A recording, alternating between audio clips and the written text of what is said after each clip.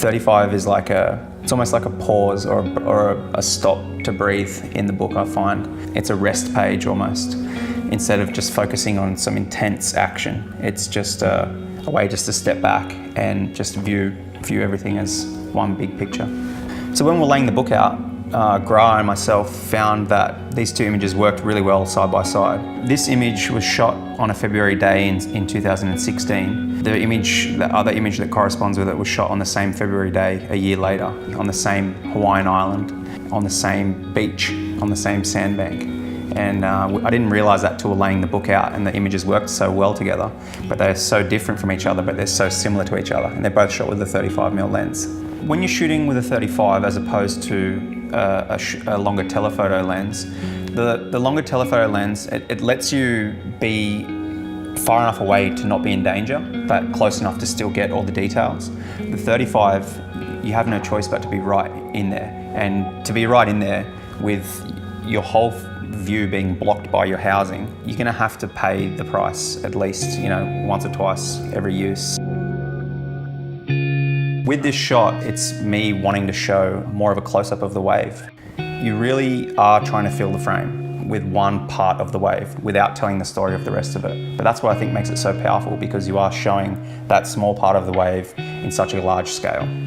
The good thing about that lens and the lens port is that it fits in a 24-70 lens port. It's not huge, it's not heavy, it's just really hard to look behind it and keep your peripherals and be looking at something so far away. So you're not sure which one to believe while you're floating around with waves everywhere. You have to be prepared to miss a lot of shots, because if you move the housing 2 centimeters while you're in the water, it's going to be moving 10 meters down the line. Fortunately, you do get a couple of keepers, and this is a really rare instance, but I feel like I achieved it with that shot. I find flash photography really challenging, and it's an area that I want to grow. During the making of this book, I shot waves with a flash twice, and both of those times are included in the book.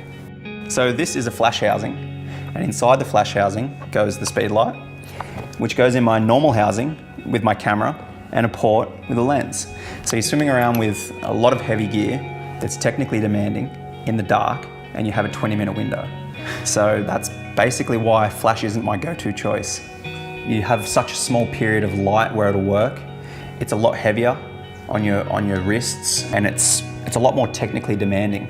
Yeah, I think to stand out, to have your work be unique and individual, you've got to do different things. And in this case, for me, I think I'll be exploring flash photography more in the future, just because it's so challenging and so technically demanding.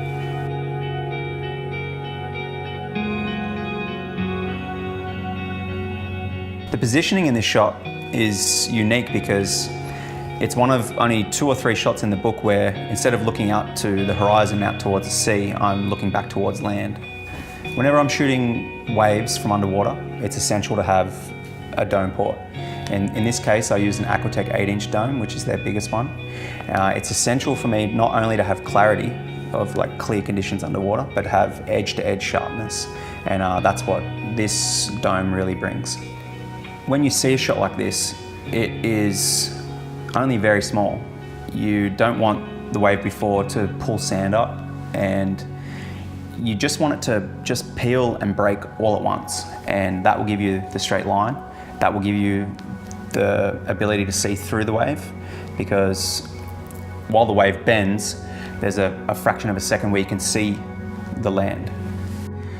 Shooting underwater waves and being able to share that vision with people who don't normally go to the beach or normally get to go in the ocean, for me, it's such a crazy thing to experience, and it makes me so stoked to be able to share that with people all around the world.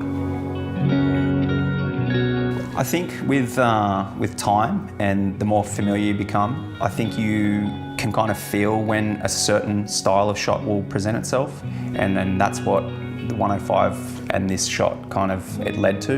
It was basically the end of a hot summer day, and although there was no wind, I could see a storm rolling in really quickly, and it was almost black. So I remember just scrambling everything together and running out.